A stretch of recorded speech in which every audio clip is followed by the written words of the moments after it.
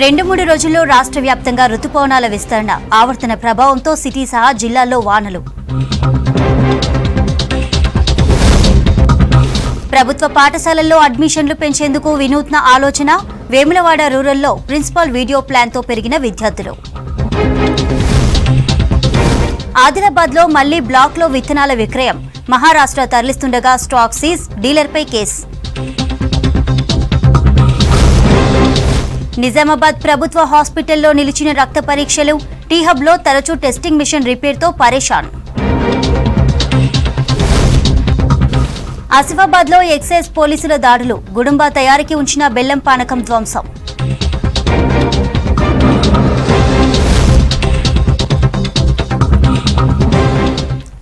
Details చూద్దాం. తెలంగాణలో మరింత విస్తరించాయి రుతుపవనాలు. మరో 2-3 రోజుల్లో రాష్ట్రమంతటా విస్తరిస్తాయని వాతావరణ శాఖ ప్రకటించింది. మరోవైపు ఉపరితల ఆవర్తనం బలహీనపడింది. దీంతో రాష్ట్రంలో పలు జిల్లాల్లో జోరు వానలు కురుస్తాయని చెప్పింది.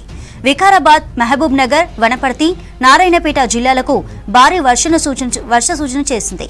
దక్షిణ ఈశాన్య మరియు మధ్య తెలంగాణ జిల్లాలకు తేలికపాటి నుంచి మోస్తరు వర్షాలు కురిసే అవకాశం ఉందన్నారు వెదర్ ఆఫీసర్స్.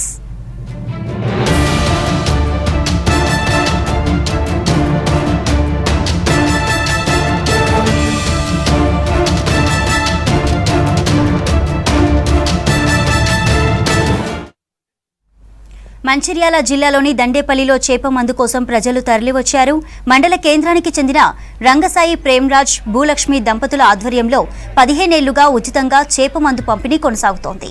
ఆస్తమా బాధితులకు ఔషధంగా పనిచేసే ఈ చేప మందు కోసం జిల్లాలోని అన్ని ప్రాంతాల నుంచి ప్రజలు తరలివచ్చారు. మండల కేంద్రంలో మృగశిర కార్తెను పురస్కరించుకొని ఉబ్బసం వ్యాధిగ్రస్తులకు గత 15 సంవత్సరాల నుండి ఇక్కడ చేప మందు పంపిణీ చేయడం జరుగుతున్నది. మరి ఇక్కడికి మా తెలంగాణ మరియు ఆంధ్రప్రదేశ్ మరియు ఈ చుట్టుపక్కల ఉన్న రాష్ట్రాల నుంచి అధిక సంఖ్యలో దాదాపు 10,000 మందికి పైగా ఇక్కడికి వచ్చి మరి ఉబ్బసం వ్యాధిగ్రస్తులు అందరూ కూడా చేప మందును తీసుకోవడం జరిగింది. ఇక్కడ ఎలాంటి ఆటంకాలు జరగకుండా అన్ని వసతులు కూడా మరి మా దండపల్లి కమిటీ అందరం కలిసి కూడా ఇక్కడ ఏర్పాటు చేయడం జరిగింది. దాదాపు 15 సంవత్సరాల నుంచి కొనసాగుతూ ఉంది. దాదాపు ఇక్కడ మూడు రాష్ట్రాల నుంచి కూడా ఇక్కడికి ఒక 5-6 వేల మంది ఇక్కడికి రావడం జరుగుతూ ఉంది. సక్సెస్ఫుల్గా ఈ మందు అందరికీ పనిచేస్తుంది కాబట్టి క్రమక్రమేణా దీని మీద నమ్మకం పెరుగుతూ ఉంది. ఓరుగల్లు పార్లమెంటు పరిధిలో మెజార్టీ ప్రజాప్రతినిధులు ఆ జిల్లా అధికార సారథులంతా అతివలే. ఈ లోక్సభ పరిధిలోని 2 జిల్లాల కలెక్టర్లతో పాటు పలు రంగాల్లో 80% మహిళలే సారథులు. రాణి రుద్రమదేవి వారసత్వాన్ని పుణికిపుచ్చుకున్న ఆ నారీమణులు పరిపాలనలో వారి ప్రత్యేకతను చాటుతుండగా ఇప్పుడు వారి సరసన కొత్తగా ఎంపీగా ఎన్నికైన డాక్టర్ కడియం కావ్య చేరారు.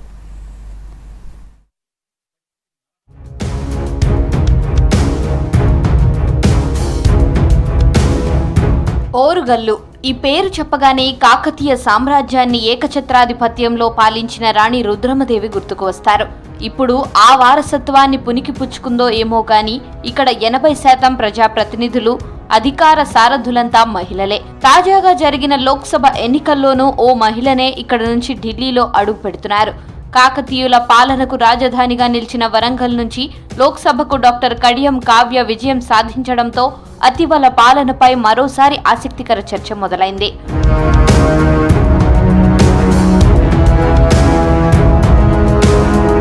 వరంగల్ లోక్సభకు ఇప్పటి వరకు జరిగిన ఎన్నికల్లో 2 మహిళలు ఎంపీలుగా గెలిచారు. 1984లో జరిగిన లోక్సభ ఎన్నికల్లో తెలుగుదేశం పార్టీ నుంచి డాక్టర్ కల్పనాదేవి ఎంపీగా విజయం సాధించారు. ఆ రికార్డ్ 40 ఏళ్లు అలాగే కొనసాగగా ఇప్పుడు కడియం కావ్య 2వ మహిళా ఎంపీగా గెలిచి తిరగరాశారు. ఇక్కడ గెలిచిన 2 మహిళలు డాక్టర్లు కావడం ప్రత్యేకంగా నిలిచింది.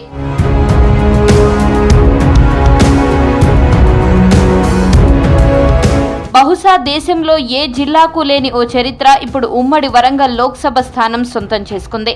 ఇక్కడ అంతా అతివలే సారథులు. ఉన్నతాధికారుల నుంచి మొదలు ప్రజాప్రతినిధులలో 80% మహిళలే ఉండడం ప్రత్యేకంగా నిలుస్తోంది. ఇక్కడ నుంచి 2 మహిళలకు మంత్రి పదవులు దక్కగా ఆ 2 మహిళా మంత్రులు సీతక్క, సురేఖ వరంగల్ జిల్లా వాసులే కావడం విశేషం.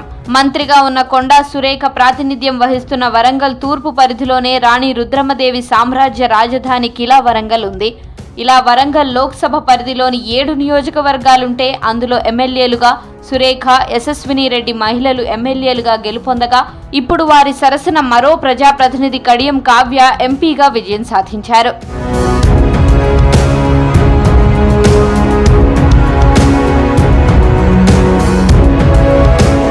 అలాగే గ్రేటర్ వరంగల్ మున్సిపల్ కార్పొరేషన్ మేయర్గా గుండు సుధారాణి బాధ్యతలు నిర్వహిస్తున్నారు. వరంగల్ జిల్లా పరిషత్ చైర్మన్ గా గండ్ర జ్యోతి, భూపాలపల్లి జడ్పీ చైర్పర్సన్ గా జక్కుల శ్రీహర్షిని ఉన్నారు. ఇలా ప్రధాన ప్రజాప్రతినిధులుగా అతివలే కొనసాగుతున్నారు. ఈ లోక్సభ పరిధిలో వరంగల్, హనుమకొండ, జయశంకర్, భూపాలపల్లి, జనగామ 4 జిల్లాలుండగా 2 జిల్లాల్లో మహిళా కలెక్టర్లే ఉన్నారు. వరంగల్ కలెక్టర్గా ప్రావీణ్య, హనుమకొండ కలెక్టర్గా సిక్తా పట్నాయక్ బాధ్యతలు నిర్వర్తిస్తున్నారు. అలాగే అదనపు కలెక్టర్లు 5 మహిళా ఐఏఎస్ అధికారులే కావడం విశేషం. ఇక వరంగల్ టీఎస్ఆర్టీసీ రీజనల్ మేనేజర్ కూడా మహిళే. శ్రీలత ప్రస్తుతం ఆర్టీసీ ఆర్ఎంగా బాధ్యతలు నిర్వహిస్తున్నారు. వీళ్లే కాదు 3 జిల్లాల జెడ్పీ సీఈఓలు, 4 మున్సిపాలిటీల చైర్పర్సన్లు కూడా మహిళలే కావడం విశేషం. ఇలా ప్రముఖులే కాదు ఉద్యోగుల్లోనూ మహిళలదే పైచేయి. వరంగల్ జిల్లాలో 2306 మంది మహిళా ఉద్యోగులున్నారు. హనుమకొండలో 3213 మంది, జనగామ జిల్లాలో 1185 మంది, జయశంకర్ భూపాలపల్లి జిల్లాలో 1075 మంది మహిళా ఉద్యోగులున్నారు.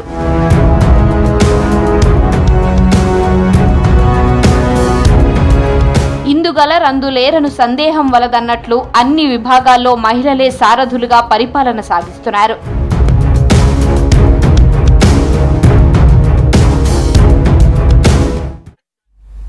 కరీంనగర్ ప్రజలు సెంటిమెంట్కు లొంగుతారా? ఎన్నికల్లో ఓటేయాల్సి వచ్చినప్పుడు భావోద్వేగ అంశాలకు ప్రియారిటీ ఇస్తారా? ఇలాంటి ప్రశ్నలకు అవుననే సమాధానమే వస్తోంది. నిన్నటి ఫలితాలతో పాటు గతంలో అనేక సార్లు కరీంనగర్ ప్రజలిచ్చిన తీర్పు ఇందుకు నిదర్శనమంటున్నారు విశ్లేషకులు.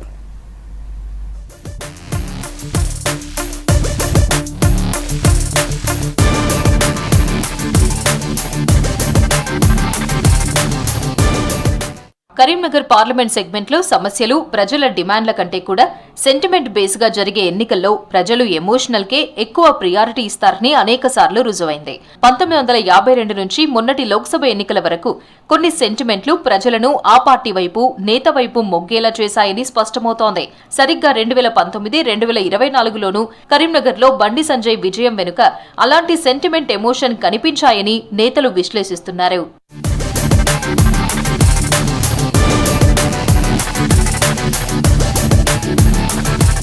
రజాకార్లు, భూస్వాములు, దేశ్ముఖ్ కుటుంబాల దౌర్జన్యాలతో విసిగిపోయిన జనానికి అండగా సాయుధ రైతాంగ పోరాటం నడిపారు అప్పటి కమ్యూనిస్టు నేతలు. బద్దం ఎల్లారెడ్డి, అనభేరి ప్రభాకర్ లాంటి వారు రాష్ట్ర వ్యాప్తంగా జరిగిన సాయుధ పోరుకు కరీంనగర్ జిల్లా నుంచి నాయకత్వం వహించారు. ఆ తర్వాత జరిగిన సైనిక చర్యతో హైదరాబాద్ సంస్థానం భారత్లో విలీనమైంది. ప్రజలు స్వేచ్ఛాగాలులు పీల్చుకున్నారు. ఆ కృతజ్ఞతను ప్రజలు కమ్యూనిస్టు పట్ల చాటుకునేందుకు 1952లో వచ్చిన లోక్సభ ఎన్నికలు పనికి వచ్చాయి. దేశానికి స్వాతంత్ర్యం సాధించి పెట్టిన కాంగ్రెస్ దేశవ్యాప్తంగా అధికారంలోకి రాబోతుందన్న సంకేతాలు ఉన్నాయి. అలాంటి పార్టీ నేతను ఎన్నుకుంటే ఇక్కడ ఏదైనా అభివృద్ధి చేస్తారని కూడా ఆలోచించకుండా కేవలం తమ కోసం పోరాడిన కమ్యూనిస్టులను అక్కున చేర్చుకునేలా ఓటు వేశారు కరీంనగర్ ప్రజలు. అలా బద్దం ఎల్లారెడ్డిని కరీంనగర్ తొలి ఎంపీగా ప్రజలు గెలిపించుకున్నారు.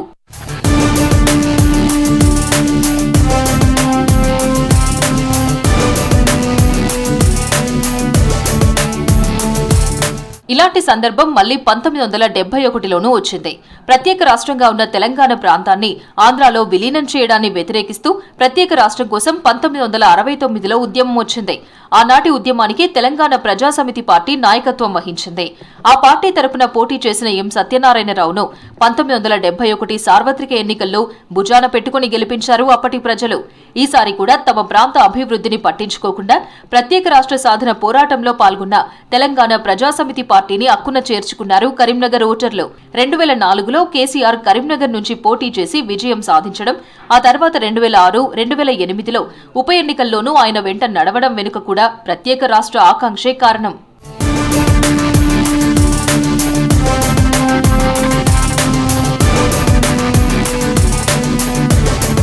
ఇప్పటి ఇప్పటిదాకా చెప్పుకున్న 3 సందర్భాలు తెలంగాణ గడ్డకు విముక్తి కల్పించాయన్న ఆశయంతో ఆనాటి సాయుధ పోరాటంలో పాల్గొన్న బద్దం ఎల్లారెడ్డికి ప్రత్యేక రాష్ట్ర ఏర్పాటు కోసం జరిగిన ఉద్యమాల నేపథ్యమున్న ఎం సత్యనారాయణరావు కేసీఆర్ను గెలిపించారు. ఇక 1996లో జరిగిన మరో సార్వత్రిక ఎన్నికల్లోనూ ప్రజలకు కావాల్సిన వసతులు, అభివృద్ధి చేసే పార్టీని గెలిపించుకోవాలన్న సోయి కంటే బీసీ నేతను గెలిపించుకోవాలన్న ఎమోషన్తో ఓట్లు వేశారు. అప్పటి వరకు కరీంనగర్లో గెలిచిన ఎంపీలంతా అగ్రవర్ణాల నేతలే కావడంతో బీసీని ఎందుకు గెలిపించుకోకూడదన్న వాదం తెర మీదకు వచ్చింది. దీంతో అప్పుడప్పుడే రాజకీయాల్లోకి వచ్చిన ఎల్ రమణను టీడీపీ తరపున భారీ మెజారిటీతో గెలిపించి అగ్రవర్ణ నేతలను మట్టి కరిపించారు కరీంనగర్ ఓటర్లు. 1998లో మధ్యంతర ఎన్నికలు వస్తే లోక్సభకు పోటీ చేసిన బీజేపీ అభ్యర్థి విద్యాసాగర్ రావును ప్రజలు గెలిపించారు. అయితే అప్పటి వాజ్పేయి సర్కార్ సరైన మెజారిటీ లేక పడిపోయింది. అప్పుడు అక్కడి ప్రజల్లో పాపం వాజ్పేయి అనే ఓ సెంటిమెంట్ కు తలొగ్గారు. మళ్లీ బీజేపీ సర్కార్ను నిలబెట్టుకోవాలన్న ఆకాంక్షతో 1999లో జరిగిన ఎన్నికల్లో మరోసారి విద్యాసాగర్ రావును గెలిపించారు. ఇలా ఇవన్నీ ఎమోషనల్ బేస్ గా జరిగిన ఎన్నికల ఫలితాలే కావడం విశేషం.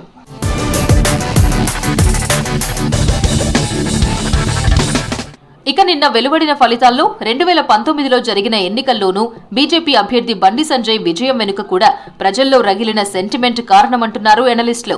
అలా పెళ్లుబికిన సెంటిమెంట్ తో ఈసారైతే కరీంనగర్ నుంచి Bandi Sanjay all time record మెజారిటీతో ప్రత్యర్థులను ఓడించారు. నిజానికి ఈసారి ఇక్కడ మోదీ మానియాతో జనం ఓట్లేసినట్లు కనిపించింది. దేశానికి ప్రధానిగా మోదీ ఉంటేనే రక్ష అనే స్థాయిలో బీజేపీ ప్రచారాన్ని జనంలోకి తీసుకుపోయింది. మరోవైపు అయోధ్య రామాలయ నిర్మాణం జరగడం, ఆ చిత్రపటాలను బండి సంజయ్ తెలివిగా అందరి ఇండ్లకు పంచడంతో మెజారిటీ ప్రజలు ఆ సెంటిమెంట్ తోనే ఆయనపై ఓట్ల వర్షం కురిపించారని తెలుస్తోంది. ఇదే బండి సంజయ్ను 2014, 2018, 2023లో జరిగిన అసెంబ్లీ ఎన్నికల్లో ఓడించిన ప్రజలే 2019, 2024 లోక్సభ ఎన్నికల్లో ఎంపీగా ఆయనకు పట్టం కట్టారు. ఇలా ఓడిపోవడం కూడా ప్రజల్లో సానుభూతిని పెంచిందన్న వాదన లేకపోలేదు.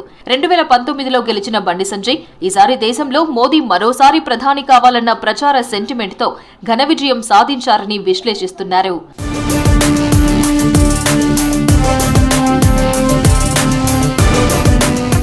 ఇలా అనేక సార్లు కరీంనగర్ లోక్సభ ఎన్నికల సందర్భంగా వేరువేరు అంశాలతో కనిపించిన భావోద్వేగమే నేతల తలరాతలు మార్చినట్లు తెలుస్తోంది. అభివృద్ధి అంశాలు, నేతల గుణగణాల కంటే కూడా అప్పటికప్పుడు కనిపించిన ఎమోషనే సునామీతో అనేక మంది ఇక్కడి నుంచి విజయం సాధించినట్లు అర్థమవుతోంది.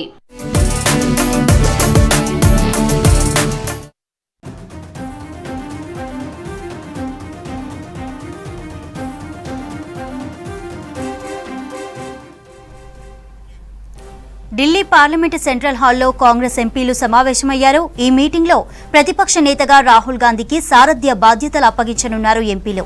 అలాగే లోక్సభ పక్ష నేతగా ఎన్నుకునే అవకాశం ఉంది. ఇప్పటికే రాహుల్ను పార్లమెంటరీ పార్టీ నేతగా ఎన్నుకోవాలని సిడబ్ల్యూసీ ఏకగ్రీవ తీర్మానం చేసింది. మరోవైపు సాయంత్రం 7:30 కొత్తగా ఎన్నికైన ఎంపీలకు కాంగ్రెస్ పార్టీ విందు ఇవ్వనుంది.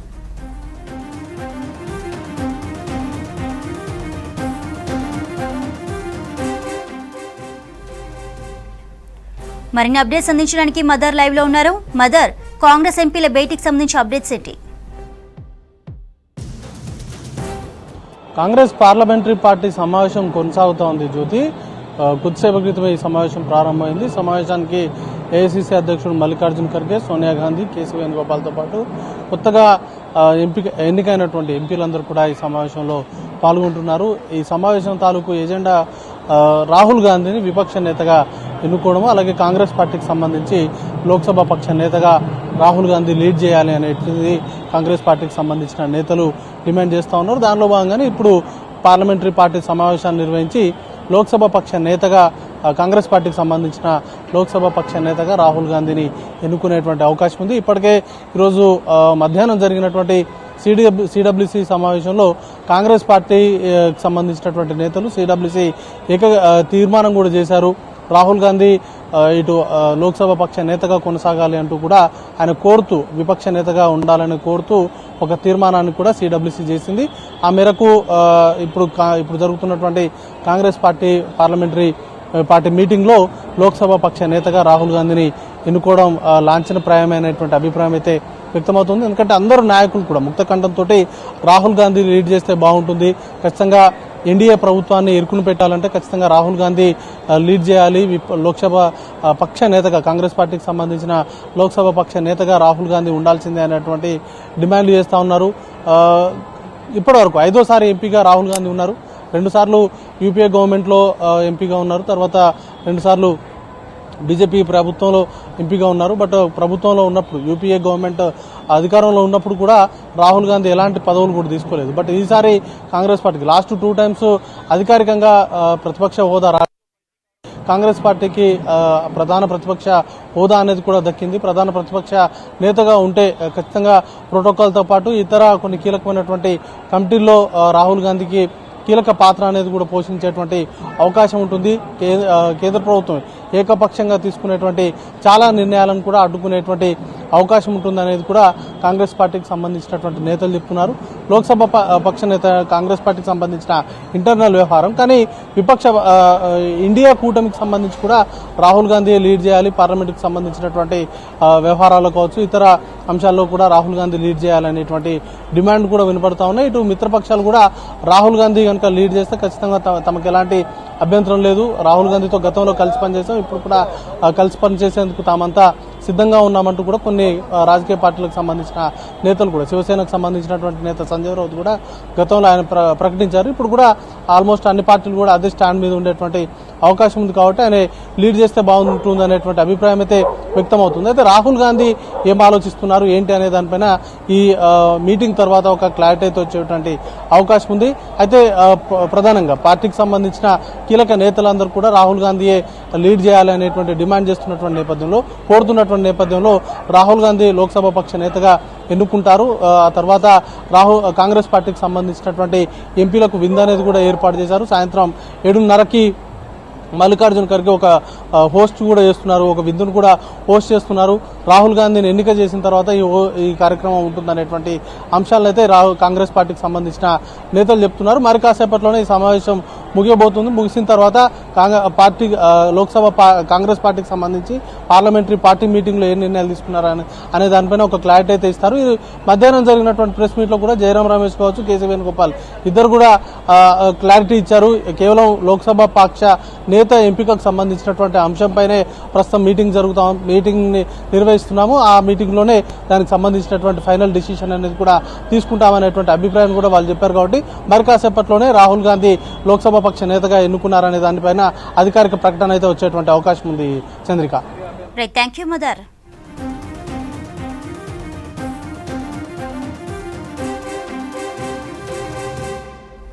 ఆదిలాబాద్ జిల్లాలో రైల్వే అండర్ బ్రిడ్జ్ నిర్మాణ పనులు నిలిచిపోవడంతో ఆందోళన వ్యక్తమవుతోంది. ఏళ్ల తరబడి నిధుల జాప్యం శాపంగా మారింది. దీంతో ఆదిలాబాద్ వాసులు అవస్థలు పడుతున్నారు. రైల్వే బ్రిడ్జి నిర్మాణం త్వరితగతిన పూర్తి చేయాలనే డిమాండ్ వ్యక్తమవుతోంది.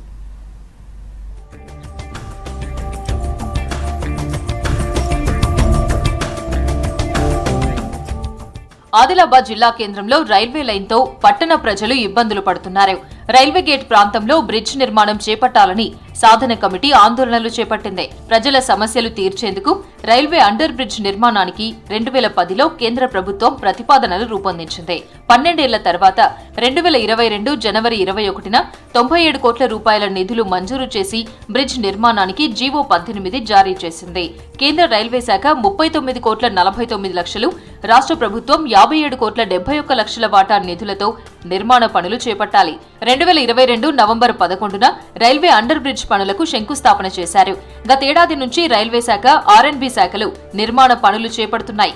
అయితే గతేడాది అసెంబ్లీ ఎన్నికల కోడ్తో బిల్లులు మంజూరుకు బ్రేక్ పడింది. దీంతో నిర్మాణ పనులు అర్ధాంతరంగా నిలిచిపోయాయి.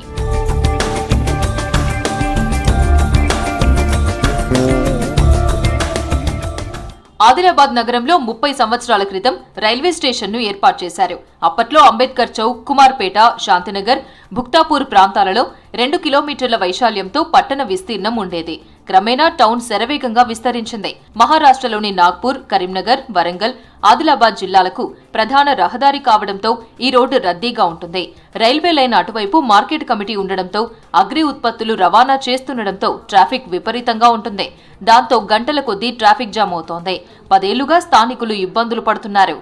ఈ ఏరియాలోని 4 మండలాలు, 50 విలేజ్లు, 12 వార్డులు ఈ పబ్లిక్ ఇక్కడ ఇబ్బంది పడుతున్నారు. దాని గురించి గవర్నమెంట్ తొందరగా దీన్ని ఒక నిర్ణయం రావాలని మేము కోరుకుంటున్నాం. 26 కోట్లు ఇచ్చేంత వరకు వాళ్ళు మాత్రం పనులు సాగని అని ఆపేసిండ్రు. మొన్న ఇది కూడా తీసుకెళ్ళింది సార్, మొత్తం ఎక్కడిదక్కడ. మాకు చాలా అంటే చాలా ప్రాబ్లం ఉన్నది, హెవీ ప్రాబ్లం ఉన్నది. దయచేసి ఇది కొంచెం తొందరగా వేయాలని మా యొక్క మనవి సార్. రైల్వే అండర్ బ్రిడ్జ్ నిర్మాణ పనులు స్లోగా జరుగుతుండటంతో ట్రాఫిక్ సమస్య తీవ్రతరమవుతోంది. ఈ రోడ్డులో జర్నీకి గంటల సమయం పడుతోంది. ఆఫీసులు, మార్కెట్లు, టౌన్లోకి వెళ్లాల్సిన ప్రయాణికులు ఇబ్బందులు పడుతున్నారు. పట్టణంలోని పలు వార్డుల ప్రజలు బస్టాండ్, రైల్వే స్టేషన్ వెళ్లాలంటే అవస్థలు పడుతున్నారు. ట్రాఫిక్ జామ్ తో హాస్పిటల్స్ కు వెళ్లాల్సిన పేషెంట్ల ప్రాణాల మీదకు వస్తుందని స్థానికులు అంటున్నారు. గత టీఆర్ఎస్ ప్రభుత్వం కూడా నేను చేస్తా అని ఎన్నో ప్రభావాలు పెట్టింది, కానీ ఇంతవరకు ఆ ప్రభుత్వం పోయినా కూడా ఇదివరకు దాకా గేటు కాలే. మరి ఇప్పుడు వచ్చిన ప్రభుత్వం ఉన్న దీని మీద సరైన దృష్టి సరించి ఏదైతే వాళ్ళు రాష్ట్ర ప్రభుత్వం ఇవ్వాల్సిన అమౌంట్ ఏదైతే ఉండి త్వరలో రిలీజ్ చేస్తే ఈ గేటు ముందుగా కావడానికి వీలున్నది. నిధుల జాప్యంతో బ్రిడ్జ్ పనులు నిలిచిపోవడంతో జిల్లా ప్రజల్లో ఆగ్రహం వ్యక్తమవుతోంది. తొందరగా ఆగిన బిల్లులు పాస్ చేసి బ్రిడ్జ్ పనులు పూర్తి చేయాలని కోరుతున్నారు. बहुत परेशानी हो रही, रेलवे ट्रैक गिर रहा करा तो बहुत परेशानी हो रही, पैसेंजरों को उसको बहुत परेशानी हो जा रही, ऑटो वालों को गया, पैसेंजर वालों को हो गया, अगर कोई एम्बुलेंस आ गई तो परेशानी हो जा रही. कोई देखने वाला है ही नहीं, कोई ना कुछ सुनने वाला है. ఇంకో 1 మంత్లో మాకు బ్రిడ్జ్ అయిపోతుందని చెప్పి మేము సంతోషపడే టైంలో ఈ అధికారులు వచ్చేసి ఇక్కడ ఏదైతే షాప్ ఓనర్స్ ఉన్నారో వాళ్ళందరూ కోర్టు నుంచి స్టే తీసుకోవడం వల్ల ఇది ఆగిపోయింది. దీని మీద కలెక్టర్ గారికి వెళ్తే మేము ఒక వారం 10 రోజులలో దీని మీద మేము ఫండ్స్ వాళ్ళకి రిలీజ్ చేస్తామని చెప్పిండ్రు. అయ్యా మీకు కూడా మా కష్టం అర్థం చేసుకుంటే మీకు పైసలు ఎటు పోవు, గవర్నమెంట్ నుంచి వాళ్ళు ఆల్రెడీ రిలీజ్ చేస్తున్నారు ఫండ్స్. మీరు దీని కనీసం ఇప్పుడన్నా మా మీద దయ చూపించి అడ్డుకునే ప్రయత్నం మాత్రం చేయకండి.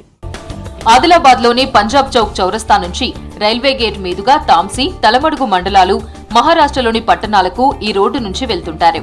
జిల్లా కేంద్రంలో తూర్పు, పశ్చిమ ప్రాంతాల్లో రైల్వే లైన్ ఉంది. తూర్పు, పశ్చిమ, దక్షిణ ప్రాంతాల్లో ఆదిలాబాద్ టౌన్ అభివృద్ధి చెందుతోంది.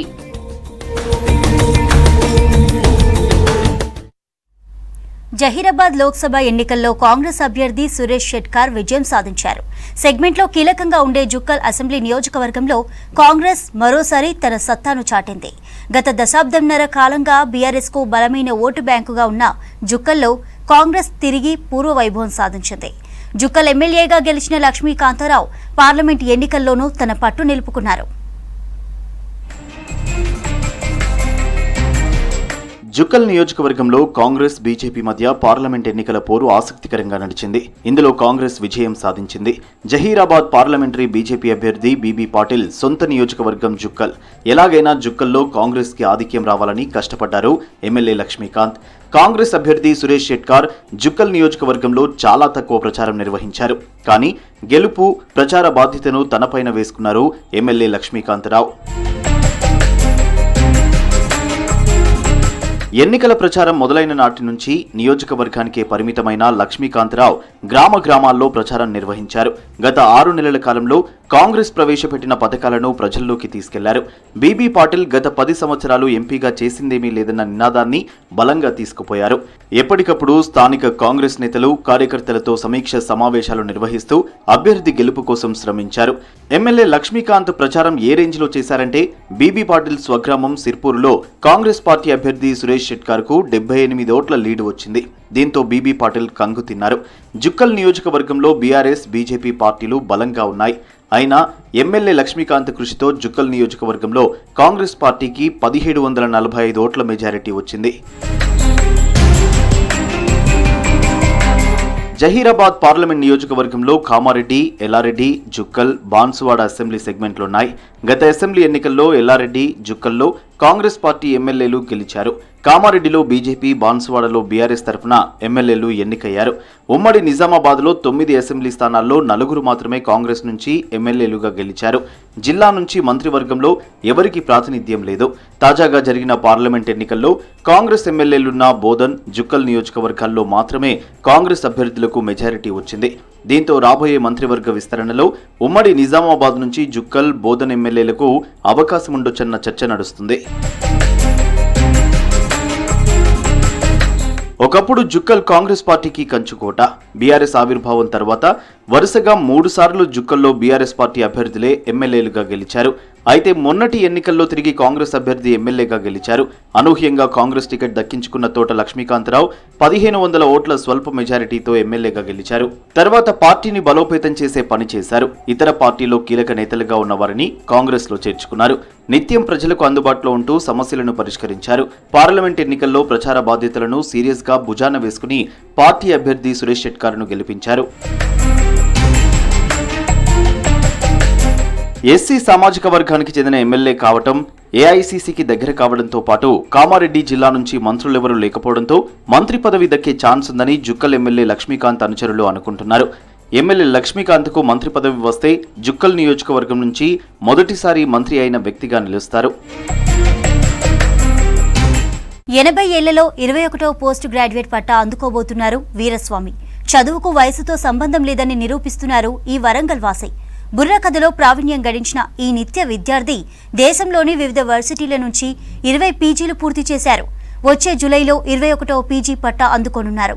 25 పీజీలు కంప్లీట్ చేస్తానంటున్నారు ఈ సరస్వతి పుత్రుడు. మరిన్ని వివరాలు అశోక్ అందిస్తారు. మనం ప్రస్తుతం వరంగల్ జిల్లాలోని స్తంభంపల్లి గ్రామం వద్ద ఉన్నాం. ఈ గ్రామంలో అంకతి వీరస్వామి వృత్తిరీత్యా కళాకారుడు, సామాజికవేత్త, 20 పీజీలు పూర్తి చేసుకొని యువకులకు ఆదర్శంగా నిలుస్తున్నారు. ఈ 20 పీజీలు ఎందుకు చేయాలనుకున్నారు ఆయన అడిగే తెలుసుకునే ప్రయత్నం చేద్దాం. సార్, మీరు వృత్తిరీత్యా ఉపాధ్యాయులు అయినప్పటికీ కళాకారుడిగా ఇప్పుడు 20 పీజీలు ఎందుకు చేయాలనిపించింది? అందుకు స్ఫూర్తి ఏంటి? నేను కిలా వరంగల్ తూర్పుకోటలో అంకతి వరలక్ష్మి మంకయ్య గార్ల ప్రథమ పుత్రుడైన నేను 7వ తరగతి దాకా కిలవరంగంలో చదువుకొని హై స్కూల్ షమ్మిపేటలో చదువుకొని ట్రైనింగ్ చేసి 1967లో రుద్రమాంబ హై స్కూల్లో జాయిన్ అయినా. అప్పటికి నేను హెచ్ఎస్సి తోటి పాస్ అయి ట్రైనింగ్ చేసి టీచర్గా పనిచేస్తున్న సమయం లోపల అప్పటికి మళ్ళీ బీఏ పాస్ అయిన తర్వాత బీఈడి పాస్ అయి ఎంఈడి కూడా చేస్తున్న సమయం లోపల ఒక ప్రొఫెసర్ గారు 3 పీజీలు చేశారు. ఆ ప్రొఫెసర్ మాకు టీచింగ్ కూడా చేయడం చేత నేను కూడా చేయాలి అనే ఉద్దేశంతో 1981 లోపల నేను ఆమెను చూసి నేను ఇన్స్పైర్ అయినా. అప్పటి నుండి నేను ఇప్పటిదాకా పీజీలు చేస్తూనే ఉన్నా. అప్పటి నుండి అంటే 1981 నుంచి కూడా చేస్తూనే ఉన్నా. ఇప్పటికీ 20 అయిపోయినాయి. 21 రేపు జూన్ 11వ తారీఖు రోజున కూడా రాస్తూ ఉన్నాను. నేనే కాకుండా మా ఇంట్లో మా అందరు పిల్లలందరూ కూడా అందరు పీజీ హోల్డర్సే, మల్టీ పీజీ హోల్డర్స్. మా 2 అబ్బాయిలు, మా 2 కోడళ్ళు, మా బిడ్డ, మా అల్లుడు అందరం కూడా పీజీ హోల్డర్స్నే. ఇంకొకటి ఏంటి అంటే నేనేదెవరికో కాంపిటీషన్ కాదు, నేనెవరితోటో పోటీ పడదలుచుకోలేదు. ఎందుకంటే ఓల్డ్ ఏజ్ నాది 80 ఏజ్ ఉన్నది.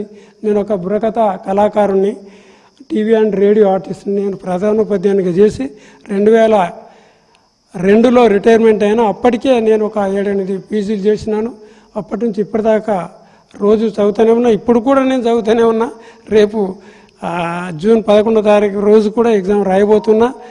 మరి చదవాలనే ఆకాంక్ష. ఎందుకనంటే ఖాళీగా ఉంటే మా ఏజ్ వాళ్ళు ఎట్లుంటారనంటే ఇంకా ఏదోగా పని చేయాలి, లేకపోతే చేతగాక రోగం ఎట్లో ఒక్కొక్క రకంగా ఒక్కొక్కరు బాధపడుతూ ఉంటారు. నాకు ఇప్పటిదాకానైతే ఏ రోగం అనేది అయితే లేదు. నేను ఒక వెజిటేరియన్. నేను డైలీ యోగా చేస్తా, 1 కిలోమీటర్ రన్నింగ్ ఉంటుంది. నా మైండ్ కూడా కాన్సన్ట్రేషన్లో ఉంటుంది. మీరు ఉపాధ్యాయుడిగా ఉన్నప్పుడు ఏమన్నా బుర్రకథలు మీరు ప్రదర్శనలు చేసేదా, లేదా పిల్లలకు కూడా నేర్పించారా? మంచి క్వశ్చన్ అడిగింది మీరు. నేను బుర్రకథ 1974 నుండి ఇప్పటిదాకా ప్రదర్శనలు ఇస్తూనే ఉన్నా. టీవీ రేడియో లోపల కూడా నేను పిల్లలకు కూడా ట్రైనింగ్ ఇచ్చిన. 3 సార్లు రుద్రమాంబ హై స్కూల్ నుంచి స్టేట్ ఫస్ట్ ప్రైజ్ కూడా మా పిల్లలు పొందిండ్రు. ఇప్పుడు మా స్కూల్లో కూడా పిల్లలకు బుర్రకథ నేర్పిస్తూనే ఉన్నాను నేను. సరే, అంటే మీరు ఈ కళాకారులతో పాటు పాఠశాలలో పోయినప్పుడు అంటే పిల్లల్ని ఎంతమందిని కళాకారులుగా తయారు చేశారు? రుద్రమాంబ హై స్కూల్ ఉన్నప్పుడు ఒక 12 మందిని చేసిన. ఇప్పుడు మా దగ్గర కూడా 12 మందిని, ఈ ఏవిఐ స్కూల్ ధర్మారం స్కూల్లో కూడా ఇప్పుడు ఒక 12 మందిని చేసిన. బుర్రకథ కళాకారులుగా, పోతే ఫోక్ సింగర్స్గా కూడా చేసినాను.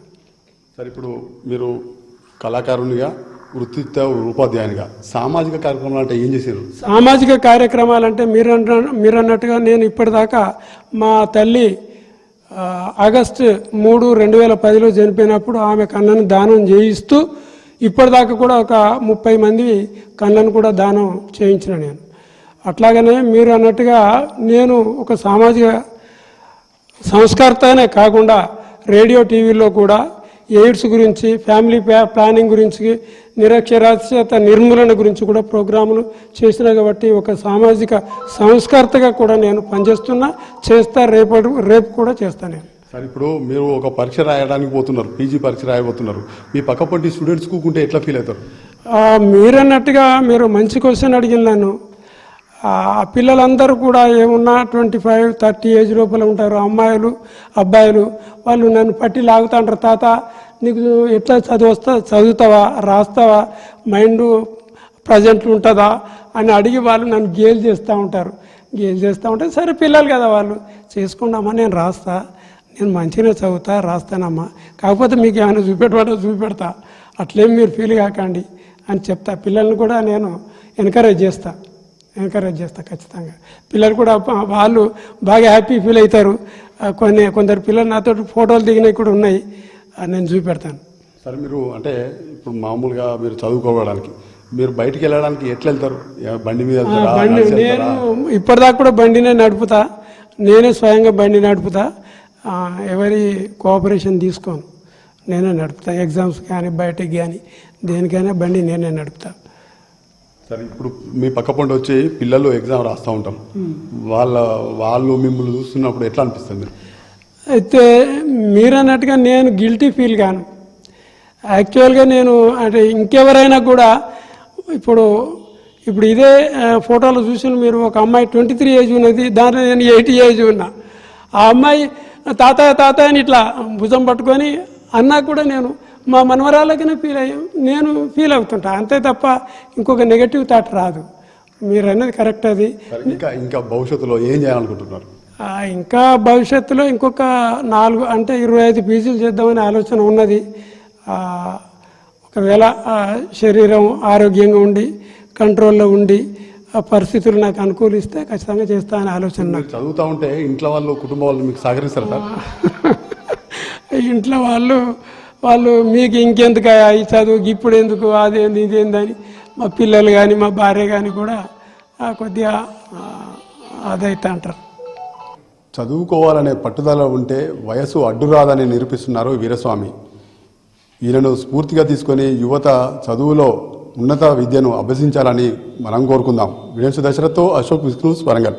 ప్రభుత్వ పాఠశాలల్లో విద్యార్థుల సంఖ్యను పెంచడానికి ప్రభుత్వం బడిబాట కార్యక్రమానికి శ్రీకారం చుట్టింది. అయితే రాజన్న సిరిసిల్ల జిల్లాలో మాత్రం ఓ ప్రధానోపాధ్యాయుడు వినూత్నంగా ఆలోచన చేశారు.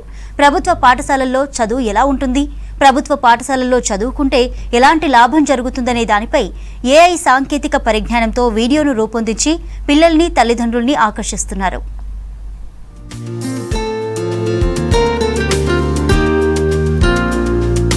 కామన్ గా పాఠశాలల్లో విద్యార్థుల సంఖ్య పెంచడానికి ఆయా పాఠశాలల ప్రధానోపాధ్యాయులు, ఉపాధ్యాయులు ఇంటింటికి వెళ్లి ప్రచారం చేస్తుంటారు.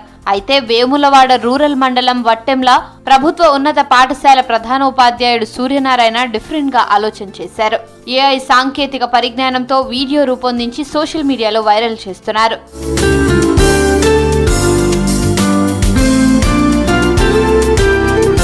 వట్టెంల ప్రభుత్వ ఉన్నత పాఠశాలకు ప్రధానోపాధ్యాయుడు సూర్యనారాయణ 2018లో పాఠశాలకు వచ్చే సమయంలో విద్యార్థుల సంఖ్య 23 మంది. పిల్లల సంఖ్య పెంచాలన్న లక్ష్యంతో ఉపాధ్యాయులు, స్థానికులతో పలు సమావేశాలు నిర్వహించారు.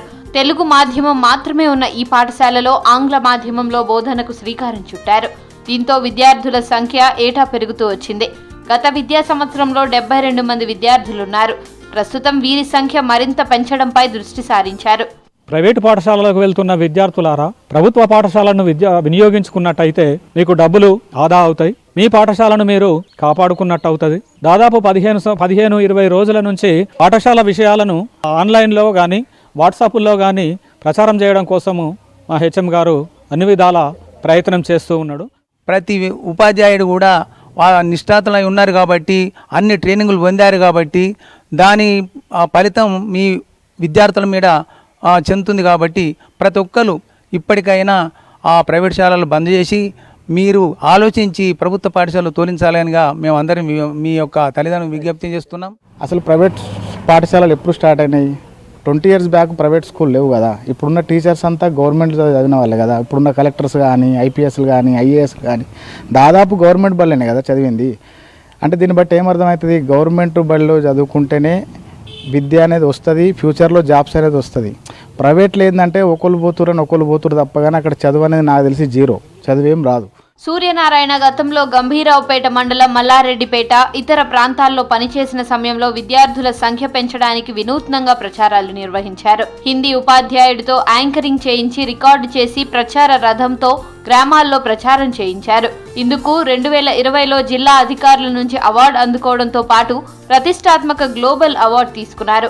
విద్యార్థుల కోసం పాఠశాల పేరుతో ప్రత్యేక వెబ్సైట్ రూపొందించి విద్యార్థులను ప్రోత్సహించే విధంగా ప్రేరణ వీడియోలు, అకాడమిక్ విషయాలు, కథలు, పుస్తకాలు, డిక్షనరీలు అందుబాటులో ఉంచారు.